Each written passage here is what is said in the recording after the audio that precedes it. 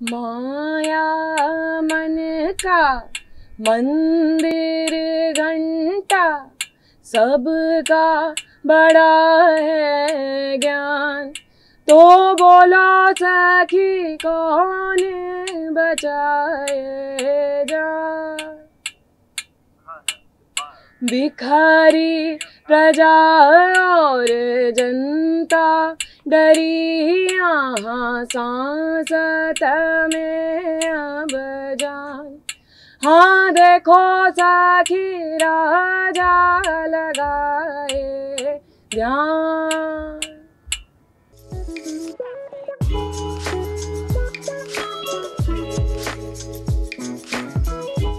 Okay hello, वाह थोड़ा अभी नर्वसनेस हो रही है बट ठीक है, हो जाएगा। So welcome. और आज जो है हमारी जो गेस्ट हैं मेरी बहुत पर्सनल फेवरेट इंसान है, तो आज मैं थोड़ा सा बायस्ड हूँ उनको लेके थोड़ी तारीफ़ें ज़्यादा होंगी उनकी आज, क्योंकि बहुत कुछ सीखा है। और मैं खुशकिस्मत मानता हूँ अपने आप को कि मैं उनको अपना दोस्त भी बोल पाता हूँ, क्योंकि इतने खूबसूरत लोग ज़िंदगी में हैं तो ज़िंदगी वैसे ही आपको अच्छी लगने लग जाती है। और प्लस म्यूज़िक तो है ही खूबसूरत, और जिस तरीके की कहानियाँ सुनाती है, तो प्लीज़ वेलकम वेदी। हेलो, हाय। तो ये जो हम रिकॉर्ड करने वाले हैं या जो आज बातचीत करने वाले हैं, और एक साइड जो है वो स्टेज पे दुनिया को आपका दिखता है, और पर ऐसा नहीं है ना। जैसे चांद के बारे में कहा जाता है कि मयंक की एक बहुत खूबसूरत पोएम है, उसमें ऐसा लिखा जाता है कि हम चांद को हमेशा एक ही तरीके से देखते हैं कि चांद या तो चंदा मामा बना या प्रेम का कुछ ऐसा बना कि उसके ऊपर प्यार के गाने लिखे।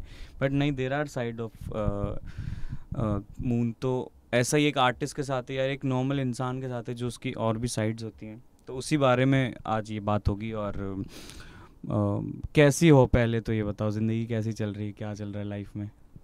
बहुत बहुत बहुत बढ़िया।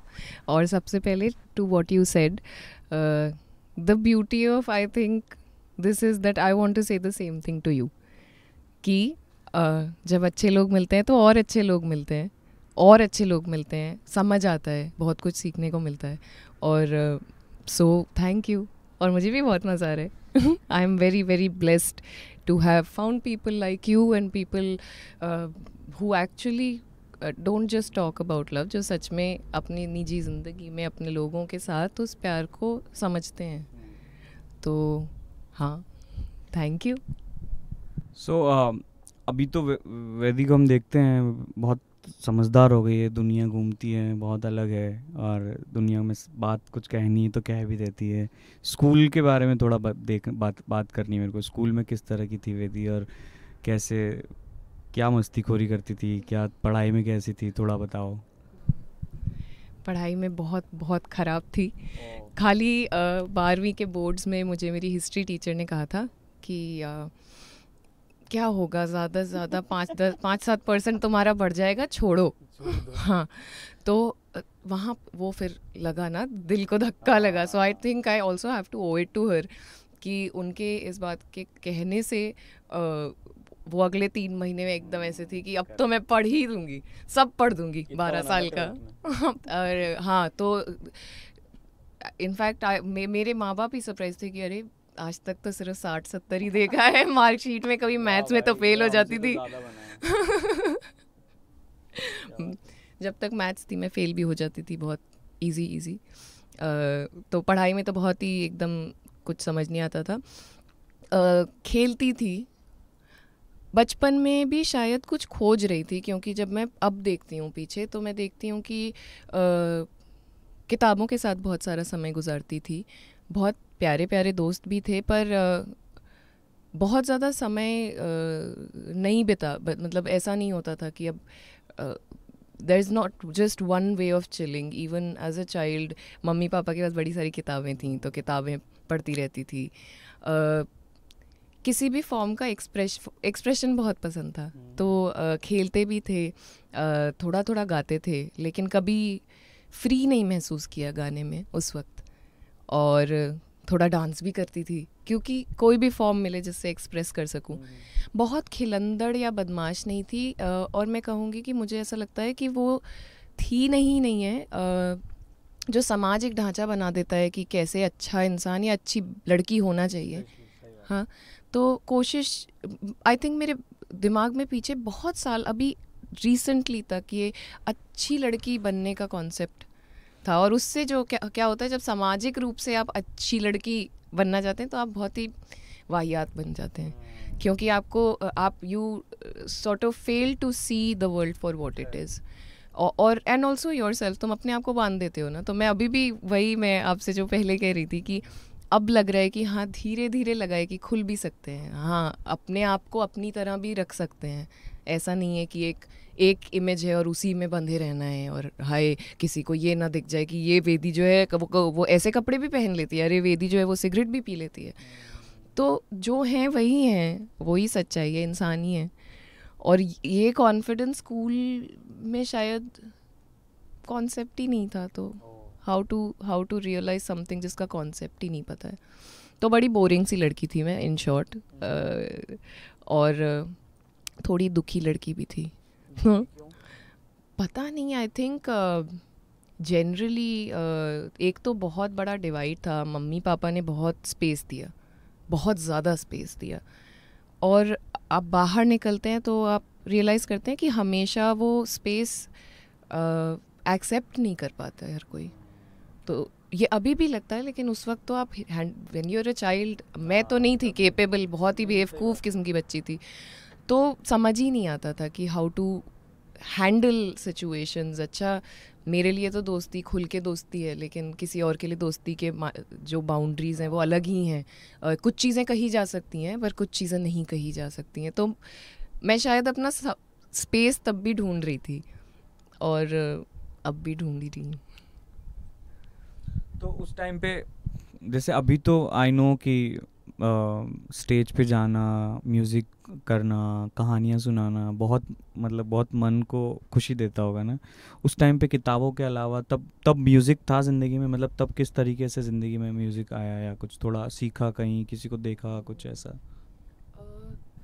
मम्मी पापा गाते थे, मम्मी गाती थी, पापा भी गुनगुनाते थे। मम्मी पापा दोनों जो हैं पत्रकार रहे ज़िंदगी भर और साहित्य से जुड़े रहे, और इसीलिए इतनी किताबें थी। तो हिंदी साहित्य के उसमें बहुत गोते लगाने का मौका मिला मम्मी पापा की वजह से, और उन्होंने अपनी पूरी कोशिश की। उस वक्त बहुत मुश्किल था उनके लिए, बहुत मीगर सैलरी और चप्पलें घिसी जा रही हैं, लेकिन बच्चे अच्छे स्कूल में जाएं, चाहे कुछ भी करो। और तो उस तरीके से आई थिंक बहुत सारी अपॉर्चुनिटीज़ वहाँ से आती हैं। और म्यूज़िक मम्मी गाती थी तो, और पापा भी गुनगुनाते थे, तो music was in the house. लेकिन हमने सीखा 4 साल हिंदुस्तानी क्लासिकल, पाखी में और मेरी बड़ी बहन, तीनों ने सीखा। और वो दोनों तो बहुत अच्छा गाती हैं, मैं तो गा लेती हूँ, लेकिन ये सच है, ये बिल्कुल सच है। तुम पाखी को सुनोगे तो तुम ऐसे हो जाओगे कि अरे अच्छा ये वेदी तो सेकंड। तो मुझे लेकिन क्लासिकल में कभी भी ना, मुझे हमेशा बंधा लगता था, और मैं समझ नहीं पाती थी कि वो क्या है, वो फीलिंग क्या है। वो अब जब पीछे देखो तो समझ आता है कि ये जो इस चीज़ को खोल देने और कंट्रोल छोड़ देने वाली चीज़ है, जो अब वापस अनलर्न भी करनी है, क्योंकि ये शायद प्रोसेस है, ये सीखने और फिर अनलर्न करने का कंटिन्यूस प्रोसेस है। तो अब पिछले कुछ साल से खुल के गाना सीखा है, अब फिर से थोड़ा सा कंट्रोल सीखना बड़ा ज़रूरी है। लेकिन तो गाती थी, लेकिन कभी पूरे उससे नहीं गा पाई। और स्कूल में तो लगा ही नहीं था कि कहानियाँ और म्यूज़िक, यही समझ आया, सबने कहा कि कहानियों से काम करना है तो film line is your line. तो वो भी डैबल किया, थोड़ा समझने की कोशिश की, फिर लगा नहीं, वो नहीं हो रहा है जो शायद अंदर से आ रहा है। और ओवर टाइम आई थिंक अब थोड़ा थोड़ा समझ आ रहा है। अभी भी मुझे ऐसा लगता है कि अभी और कुछ सीख लें तो उस आह्वान शायद कुछ और बन जाएगा, और कुछ सीखेंगे तो शायद आह्वान कुछ और बन जाएगा, कुछ और लोग जुड़ेंगे तो कुछ और बन जाएगा। तो म्यूज़िक के छूट गया था, म्यूज़िक वापस आया as a philosophy change in life, जब शायद सबसे ज़्यादा ज़रूरत थी उसकी ज़िंदगी में। तो हाँ, म्यूज़िक से यही रिश्ता था कि गाने का बड़ा मन था, लेकिन समझ नहीं आता था कि कहाँ कैसे गाया जाए कि सच में खुल के सच में एक्सप्रेस कर सकूं, वो धीरे धीरे अब सीखना शुरू हुआ है, थोड़ा थोड़ा थोड़ा थोड़ा होपफुली।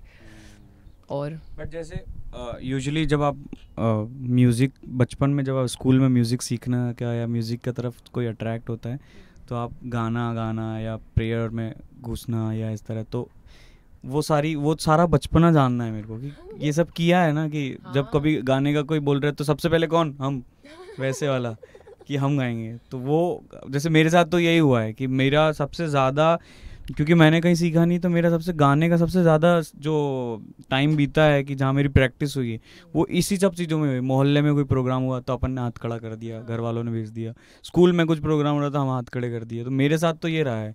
बट तुमने जैसे बताया कि फैमिली में जो है म्यूज़िक था ऑलरेडी, फिर सीखा भी सही, बड़ा, ये तो बहुत ही खूबसूरत बात है, इसीलिए आज इतनी स्ट्रॉन्ग आवाज़ है तुम्हारी। बट फिर उसके बाद कभी ऐसा सोचा था कि ये इसी करियर में जाना है या इस तरह का ही कुछ करना है, क्या सोचा था? कुछ नहीं सोचा था ऐसा। मैं कॉलेज ख़त्म करके मैंने यहाँ से बहुत सारी इंटर्नशिप्स के लिए अप्लाई किया। पापा ने मना कर दिया कि ऐसे बिना नौकरी के बॉम्बे नहीं जाओगी क्योंकि इंडस्ट्री बड़ी ख़राब है। लेकिन उस टाइम पता नहीं दिमाग कहाँ चल रहा था, तो मैंने पैक किया, मैंने कहा देखो मैं जा रही हूँ। तब फिर ही had to come on board. लेकिन उस टाइम तक कुछ इंटरव्यूज़ हो गए थे, तो बॉम्बे चली गई कुछ महीने, सोशियोलॉजी। तो और कॉलेज में सच में पढ़ाई की क्योंकि मज़ा आया, रस आया सब्जेक्ट का ना। स्कूल में तो स्कूल की पंटरगिरी, या ये चल रहा है, अरे वो चल रहा है। तो सोशियोलॉजी किया, फिर इंटर्नशिप की दिल्ली में, थोड़े टाइम इंटर्नशिप की ऐसे ही प्रोडक्शन हाउस में, और फिर बॉम्बे चली गई, वहाँ प्रोडक्शन हाउस में इंटर्नशिप की। अच्छा चल रहा था, तब तक NID में एडमिशन हो गया। तो सब ने बड़ा प्रेशर हुआ कि NID हुआ है तो जाना ज़रूर है। तो चले गए। पहले दूसरे महीने मैंने पापा को फ़ोन किया, मैंने कहा मैं जो करना चाहती थी वो नहीं है शायद। हालांकि अब जब मैं पीछे देखती हूँ तो मैंने अपने 1 साल में NID से बहुत सीखा, इतना सीखा कि अभी भी मैं लौट के जाती हूँ। या मेरे जो टीचर थे अरुण गुप्ता, उनसे उनकी बातें सुनने या उनसे बात समझने बार बार आई गो बैक। तो सॉरी मैं कहीं और ही चली गई हूँ। तो क्या बात हो रही थी? मतलब यही बता रहे थे, बताओ ना जो बता रहे, बड़ा सही। हाँ। अच्छा लग रहा है। तो NID चले गए। NID फिर पापा ने कहा कि ये तो कोई बात नहीं हुई, at least prove that you can do it and that you are not running away, कि तुमसे हो नहीं रहा है। तो पहला साल किया, उसमें बहुत सीखा, बहुत मस्ती की, गाना गाते रहते थे, पूरी रात बैठे रहते थे। 2-3 मेरे दोस्त थे, हम लोग तीनों चारों बैठे रहते थे, पूरी रात गाना गा रहे हैं। क्लास हो गई तो क्लास चले गए, क्लास ख़त्म होते ही फिर वापस आ गए, फिर वहीं पे पंटरगिरी। तो ये सब करते करते लेकिन अब when you look at it deeply, I realized that it was all a phase where I was trying to run away from the pain that I was going through. तो जब मैं NID में अपना 1 साल ख़त्म करके, अपना जूरी वगैरह ख़त्म करके आई, तो आई न्यू पर्सनली कि मैं वापस नहीं लौटूंगी। लेकिन जब मैं लौटी घर, तो घर का कंफर्ट बड़े समय बाद वापस मिला। और अचानक वो जो पिछले सालों में समाज ने चांटे ही चांटे मारे थे, वो सब जो है धाड़ करके वापस आ गए। तो जब मैं घर पहुंची, उसके बाद कुछ महीने तक मैं बिल्कुल सीवियर डिप्रेशन में थी और सीवियर एंग्जाइटी। पाकी के पीछे छुपी रहती थी, जो मेरी जुड़वा बहन है। कहीं पब्लिक में जाना होता था तो पीछे रहती थी बिल्कुल, कि किसी से बात ना करूं। एक पॉइंट ऐसा था जब अगर पाकी मुझे यहाँ छोड़ के गई है सुबह और वो 10 घंटे बाद लौटी है, तो मैं यहीं मिलूँगी, क्योंकि हिला ही नहीं जा रहा है, समझ नहीं आ रहा है कि शरीर मन कहाँ जाए, क्या करे। और वो मैं सोचती हूँ कि शायद अच्छी लड़की बनना था ना, तो समाज ने जो बताया उसे सच मान लिया, वो मेरा बिलीफ हो गया।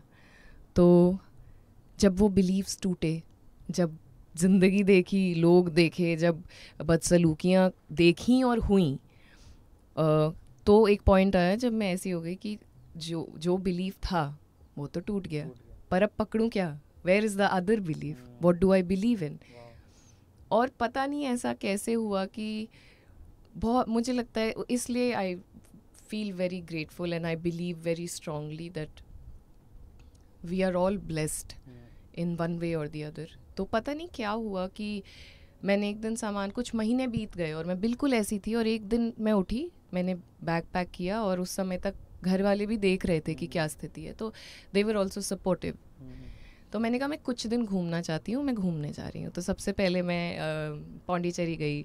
वहाँ पे पहले दूसरे दिन गई तो बड़े कॉन्फिडेंस से कि जा रही हूँ, अपने आप को सोचूंगी क्या करना है, कौन हूँ मैं। गई तो पहले दूसरे दिन किसी ने खाने वाली जगह से अपने जहाँ रह रही थी वहाँ तक में 2 आदमी पीछा करने लगे। तो फिर वो जो दिल बैठा हुआ था और आपने कॉन्फिडेंस से उठे तो वो फिर ऐसे हो गया। तो उस समय तक पाकि बैंगलोर चली गई थी, तो मैं फटाफट उसके घर गई। वो टाइम था जब I got away from my feelings and the heavy emotion, but I was also not doing any thing. मैं खाना बना देती थी, ये लोग क्लास से आते थे तब तक खाना बना, बस इतना कर देती थी दिन में। उसके बाद फिर कबीर यात्रा पहुंची। पहले दूसरे दिन तो हम लोग काम कर रहे थे, तो पैसे नहीं थे ना, तो उस टाइम पे कैसे जाएं। तो उन्होंने बताया कि वॉलंटियर होगे तो आप पैसे नहीं देना है या कम पैसा देना है, जो भी, अब याद नहीं। तो वॉलंटियर बन के गए थे। तो पहले दूसरे दिन काम में लगे थे। तीसरे दिन प्रहलाद जी गा रहे थे, उसके आखिरी जब मतलब बाकी सब जो भी होना था हो गया था, लास्ट के 1-2 घंटे बचे थे और काम ख़त्म हो गया।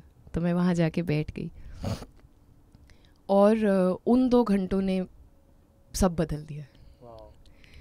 मैं वहाँ बैठी थी और 2 घंटे मेरे आसपास के लोग भी, मुझे पता नहीं, उन्हें भी शायद कुछ सेंस हुआ होगा, उन्होंने डिस्टर्ब नहीं किया और मैं सिर्फ सुन रही थी।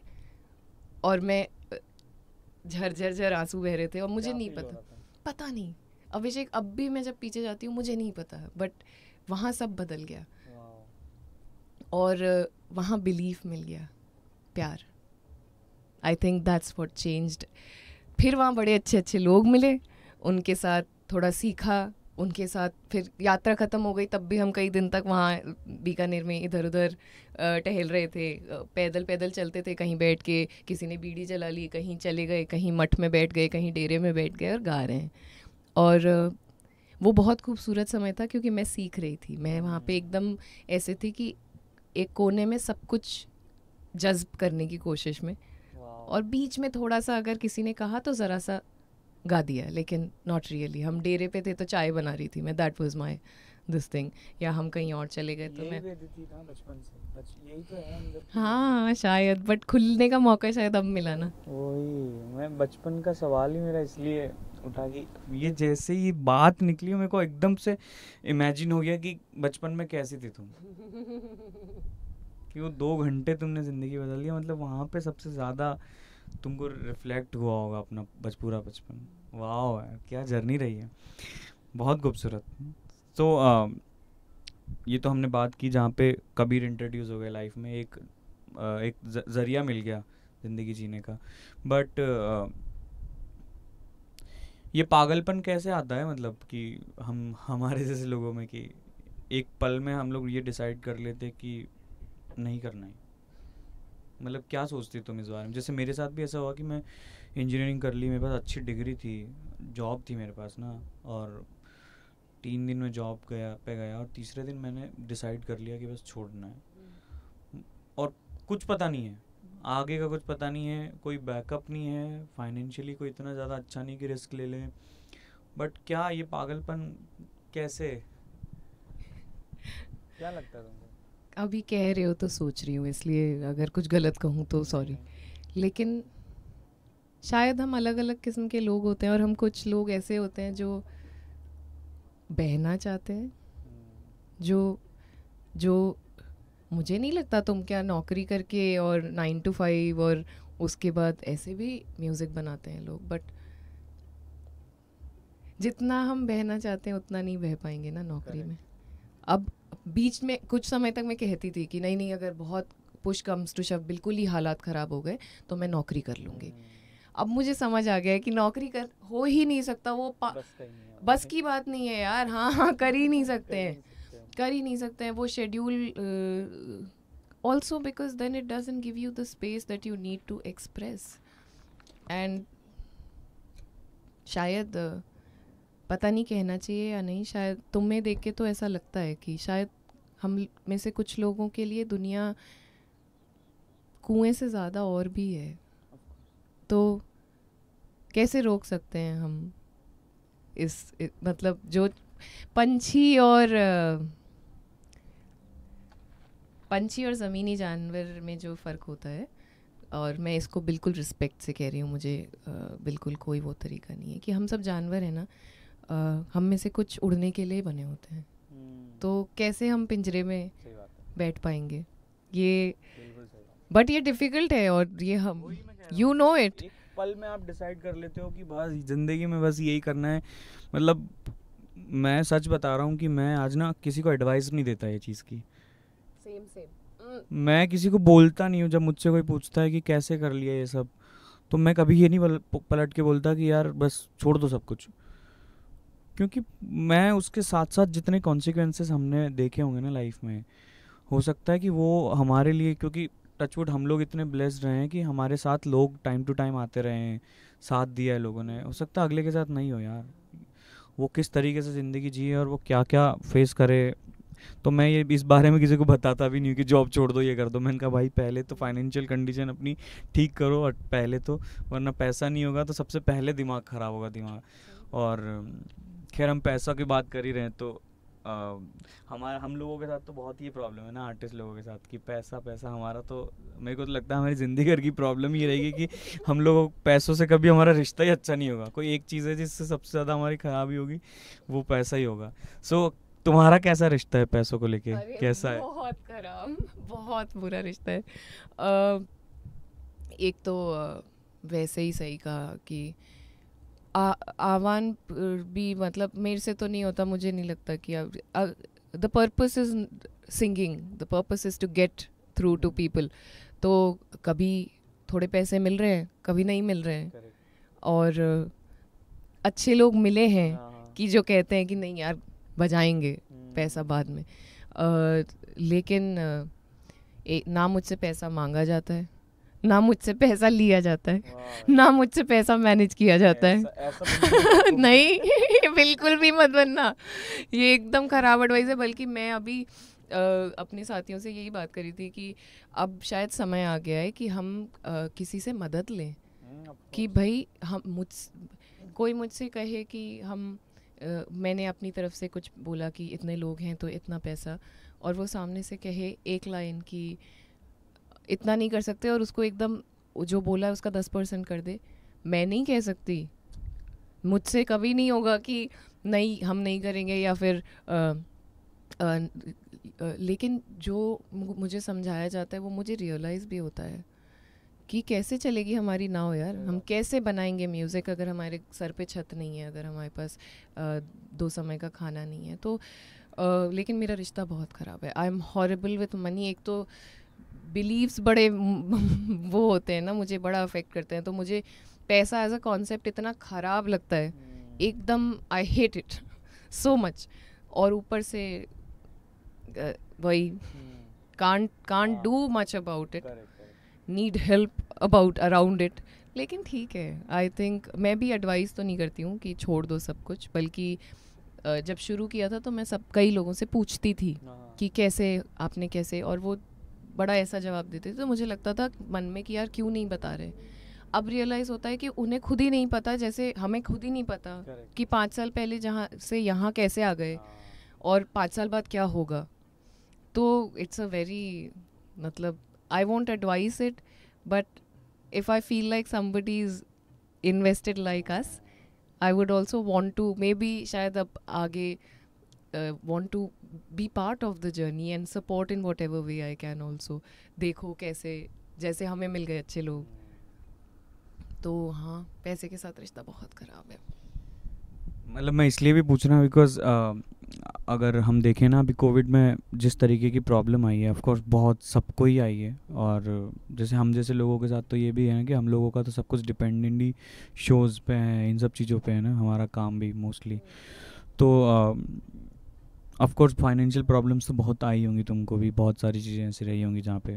तो कैसा ये कोविड के टाइम कैसा रहा, क्या किया, कुछ नया अपने अंदर चेंज देखा, या अपने आसपास कुछ चेंज देखा, या कुछ ऐसा कुछ शेयर करना चाहो? कोविड के दौरान सबसे पहले 2 महीने तो मैं लॉस्ट इट, समझ ही नहीं आ रहा क्या करूँ। तो सच में कैसे हो गया था, एक दिन उठती थी, 4 जुराबे लेके पपेट बनाने लगती थी। वो पपेट आधा पड़ा हुआ है अभी भी घर में, उसका नाम है चाची बुनी। अगले दिन उठी अब क्या करूं, उसकी भी कहानी है सुनाऊंगी। तो अगले दिन उठी, अब कुछ करने को नहीं है, कपड़ा पड़ा था, स्कर्ट सिलने लगी। अब वो स्कर्ट भी आधी सिली पड़ी है। तो ऐसे मेरे दिन गुजर रहे थे, समझ ही नहीं आ रहा था। और हम लोग 4 सेम उम्र के लोग एक घर में थे। तो शुरू में बहुत प्यार था और धीरे धीरे एकदम ऐसा हो गया कि तू ये क्यों नहीं कर रहा, तूने बर्तन नहीं धोए, ए जा झाड़ू लगा। तो बर्तन है तो गिराएंगे। हाँ।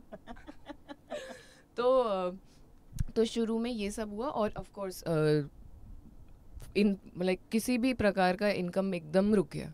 अचानक से ऐसा रियलाइज हुआ कि अब क्या करना है, क्योंकि सब कुछ, और मेरे से टेक्निकली भी मैं बहुत चैलेंज हूँ। तो मेरे को ऑनलाइन भी बहुत, एक तो मैं थोड़ा ऐसे भी थी कि कैसे होगा ऑनलाइन, कनेक्ट ही नहीं होगा, और दूसरा आता भी नहीं था कुछ भी।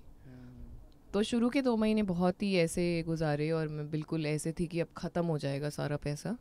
2 महीने ख़त्म होते होते ऐसा था बिल्कुल कि अब तो घर लौटो या देखो कहीं सर छुपाने कुछ ढूंढो। और जॉब का भी सीन नहीं था। कोविड जब शुरू हुआ उस वक्त तो ऐसा था कि जॉब से निकल रहे हैं लोग, तो कैसे। तो लेकिन वही बीते कुछ सालों में इतने अच्छे लोग मिले हैं कि शुरू में मैं बहुत स्केप्टिकल थी, लेकिन बहुत समय से वर्कशॉप शुरू करना चाहती थी। तो वर्कशॉप शुरू की। पहली वर्कशॉप में 4 ही लोग थे, 5 लोग थे, 5 हम मिल के 6 लोग होते थे। और हम लोग रोज़ मिलते थे सुबह सुबह, कभी 7:30 बजे, कभी 5:30 बजे, और 2 घंटे हम लोग गाते थे, थोड़ा लिखते थे, थोड़ा शेयर करते थे। और हालांकि वो it's not sustenance but it's something. So वो थोड़ा सा शुरू हुआ। फिर I think by first wave ख़त्म होने के बाद थोड़ा थोड़ा और लोग भी सब लोग अकस्टम होने की कोशिश करने लगे। तो थोड़े बहुत शोज़ ऑनलाइन हुआ करते थे। बाकी मैं थोड़ा डेट में चली गई कोविड के दौरान। काफ़ी मॉनेटरली काफ़ी अनस्टेबल हो गया है सब कुछ, अभी तक है, बल्कि अभी भी थोड़ा बैलेंस आउट होने में टाइम है शायद। तो ये रहा और अभी रहेगा। पर वही जो तुमने कहा, शायद हमारे लिए रहेगा ही। मैं वही कह रहा हूँ, ये स्ट्रगल हमारा लाइफ टाइम चलने वाला है। कोई एक चीज़ जो है जो हम लोग ज़िंदगी भर नहीं संभाल पाएंगे, चाहे हम कितने भी फेमस हो जाएं या जितना नाम कमा लें, ये वही रहेगी कि हम लोग नहीं संभाल पाएंगे पैसा।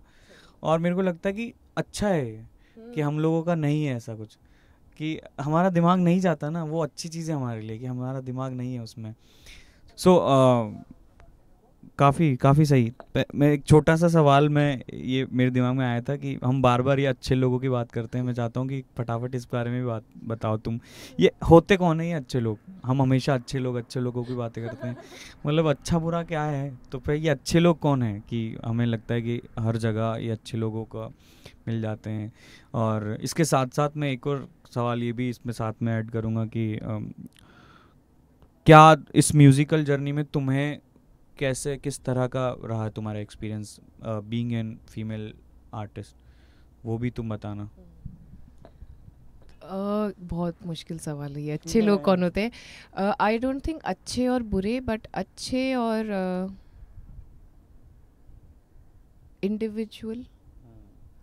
तो अच्छे लोग वो जो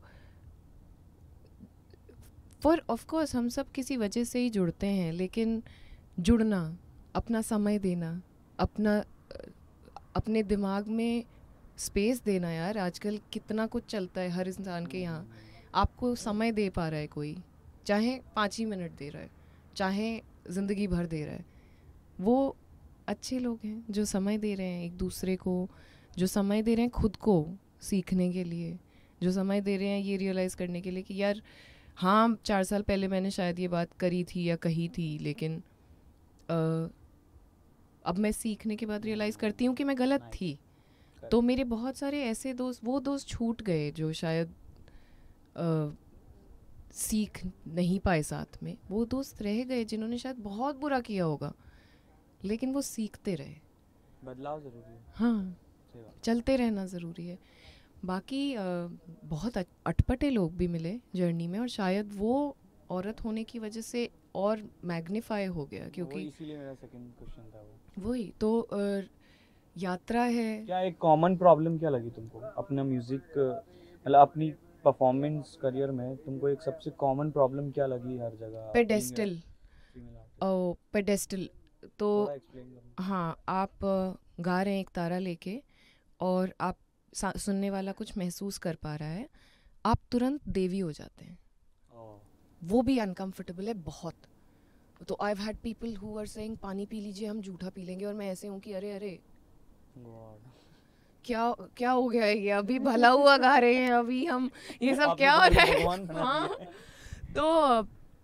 तो ये सब भी होता है। और औरत होने के वजह से जो लोग आपको तुरंत पेडेस्टल पे डाल देते हैं ना, उनकी नज़र में तुम तुरंत गिर भी जाते हो। तो आई हैव बिन कॉल्ड डायन, आई हैव बिन कॉल्ड नागिन, because I am smiling, because I am looking into somebody's eyes and smiling and listening to them. तो वो सोच रहे कि ये इतने खुशी से क्यों सुन रही है हमारी बात, ये इतने प्यार से क्यों देख लिया इसने किसी को। तो ये सबसे बड़ी दिक्कत है as a woman. Of course छोटी वो वाली दिक्कतें हैं जो एवरीडे दिक्कतें हैं कि people don't necessarily listen to your instruction, so then I'll have to tell one of the guys कि please you tell the same instruction to the person ताकि वो कर दे ऐसा। हाँ, तो ये वाली प्रॉब्लम्स भी हैं, बट ये सबसे बड़ी प्रॉब्लम ये है कि आप औरत देखते ही ये बात मैं कल भी हम लोगों की हो रही थी कि मैं ऐसे बहुत सुंदर कबीर गायकों को जानती हूँ जो मर्द हैं और बहुत अच्छा गाते हैं, उनका बहुत अच्छा काम है, पर वो अगर एक वेस्टर्न फॉर्म ऑफ डांस करते हैं तो वो उसे सोशल मीडिया पे खुले तौर पे शेयर करते हैं। अब उस वेस्टर्न डांस में आप उस तरीके के कपड़े भी पहनते हैं, उतना क्लोज भी होते हैं, और वो सब ठीक है, ऑफ कोर्स ठीक है। लेकिन अगर एक वेदी का तुमने ड्रेस में फ़ोटो देख लिया है तो तुरंत ऐसे हो जाता है कि हाँ ये तो स्पिरिचुअल थी। तुम तो कबीर की बात हाँ, कर ये क्या कर लिया तुमने। अब ये कैसे समझाया जाए कि ज़माना बदलता है तो वही जो हम कल बात करते, कबीर आज होते तो आज कबीर वो कबीर नहीं होते, शायद कबीर हम ही में से कोई होते, या है मुझे नहीं पता।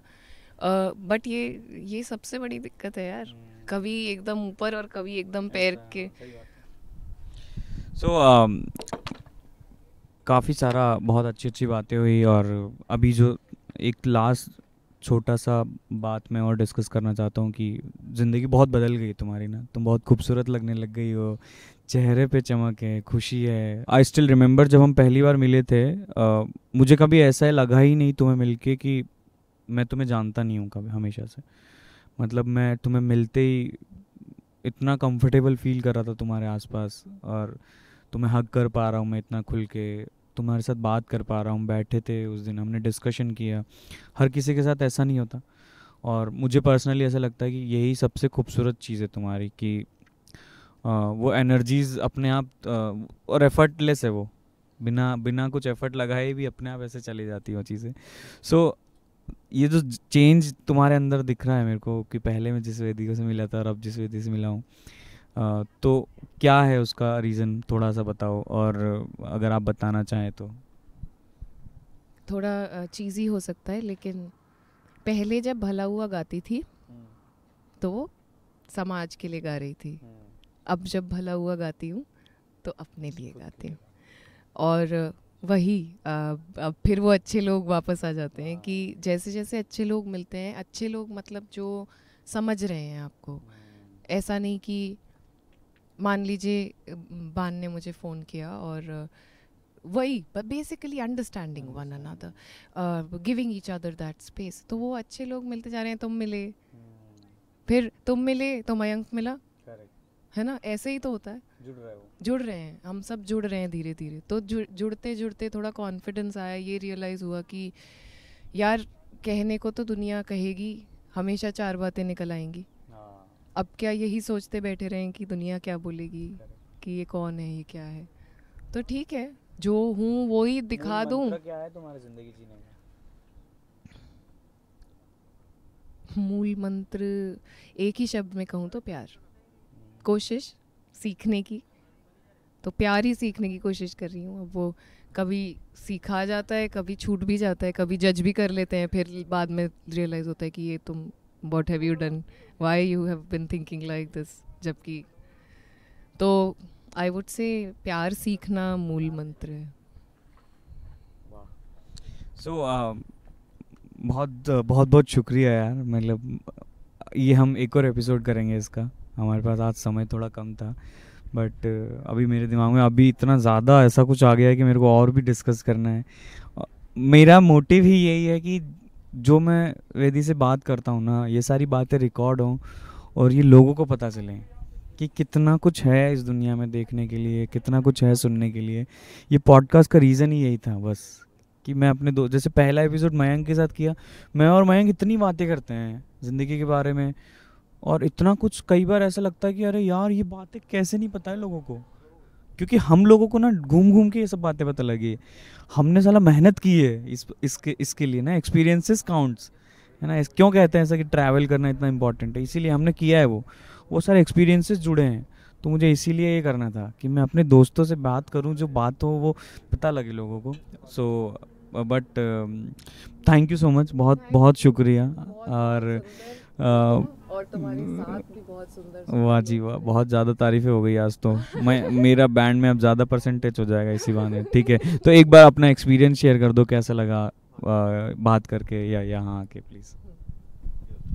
तो कैसा लगा में ऐसा है कि अच्छे लोग दोस्त जहाँ मिलते हैं वहाँ तो अच्छा लगता है. ये बात तुमने बहुत अच्छी कही है. Now I think I appreciate this even more, कि ये सही बात है कि ultimately journey counts, experiences count. और अगर वो एक्सपीरियंसेस हम बांट पा रहे हैं इस फॉर्म में, अगर मैं अपना एक्सपीरियंस तुम्हारी वजह से बांट पा रही हूँ ऐसे, तो इससे खूबसूरत बात क्या है. तो बहुत बहुत ही I am very very happy, I am very glad and I am very blessed. Thank you. Thank you so much. So thank you so much. ऐसे मिलते रहेंगे. और हमारे कैमरामैन जो हैं पीछे खड़े हैं, कल्पित खत्री, और साउंड दादा अंदर बैठे हैं मयंक, उनका भी नाम लेना चाहता हूँ. Thank you guys, thank you so much. और मिलते रहेंगे. शुक्रिया.